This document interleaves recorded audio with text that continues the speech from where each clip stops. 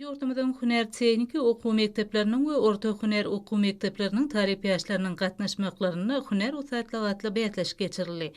O gatnaşyjylar hünär usat diýen adal maguruny beýatleşdiler. Bezek daşlaryny ýuwanmak, kerpiçler örmek, elektrik ütünçiligini ýola goýmak boýunça elektromontaj işleri, döwrewap egneşikliň dizaýny, keşden agyşlaryny ýerine ýetirmek, milli tagamlar taýýarlamak, kompýuter programmalary boýunça grafik işleri, surat çekmek, dizayn, makabatlanyş işleri ýerine ýetirmek boýunça gyzgalaňly ýaryşlar emin agdarlaryna, şeýle hem mehmanlarda uly täsir galardy.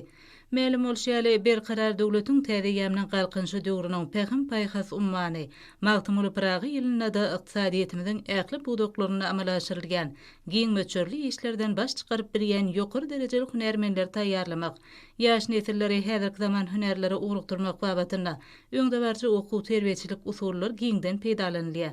Milli bilim ulgamyna dünýä tejribeleriniň ornaşdyrylmagy bilen birlikde Hünär Çeýniki we orta hünär okuw mekdepleriniň taliplerine hünär okuwlarynyň öwredilşini kämilleşdirmek, ýaşlary oýlap tapyşlara höwetlendirmek maksady bilen geçirilen bu beýatleşige gatnaşanlar özler hakynaky ägir toly aladasy üçin türkmen halkynyň milli lideri gahrman arkadagymyza hem-de hormatly prezidentime de arkadagyly gahrman serdarymyza hoşarlyk sözlerini beýan etdiler.